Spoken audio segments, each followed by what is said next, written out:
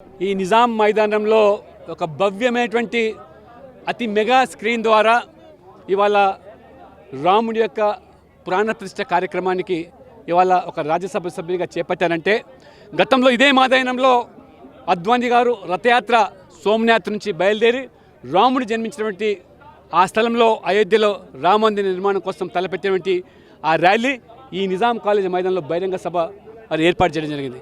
నేను ఇవాళ తెలంగాణ ముద్దుబిడ్డగా అదే రకంగా ఉత్తరప్రదేశ్ రాజ్యసభ సభ్యుడిగా ఇది నా కర్తవ్యంగా భావించాను. మా ప్రియతమ ప్రధాని నరేంద్ర మోడీ గారు ఆదేశించారు, భక్తులందరికీ తిలకించడానికి ఆస్కారం లేని వాళ్ళకు అటువంటి అవకాశాలు కల్పించండి అని చెప్పి. అందుకని ఇవాళ భాగ్యనగరంలో ఎక్కడైతే మీకు అవకాశాలు లేకుండా ఉన్నాయో వాళ్ళందరూ కూడా నేరుగా వీక్షించొచ్చని పిలుపునిచ్చినప్పుడు పెద్ద సంఖ్యలో వేలాది సంఖ్యలో ఇక్కడ భక్తులు వచ్చారంటే మొత్తం రామమైంది. భక్తి భజనలతో మొత్తం ఈ ప్రాంగణం అంతా కూడా పునీతమైంది.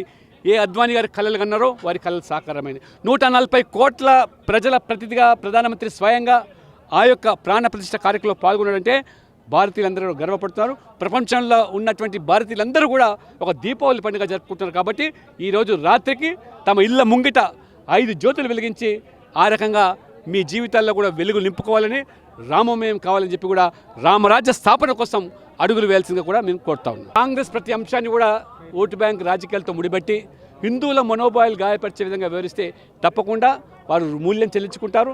ఎందుకంటే ఇది మెజార్టీ ప్రజల మనోభావాలకు అనుగుణంగా రాజకీయ పార్టీలైనా రాజకీయాలైనా నడుచుకోవాల్సింది తప్పితే ఆ రకంగా మీకు నరేంద్ర మోడీ గారి మీద ఉన్నటువంటి ఆక్రోశం, నరేంద్ర మోడీ గారు 3వ ప్రధానమంత్రి అవుతున్నారు, ప్రజలు మరి మోదీ గారిని కల్పిస్తున్నారు. కాబట్టి మోదీ మీద ఉన్నటువంటి ఆక్రోశాన్ని ఇవాళ మీరు రాముడి మీద చూపించడం అంటే తప్పకుండా తగిన మూల్యం చెల్లించుకుంటారు.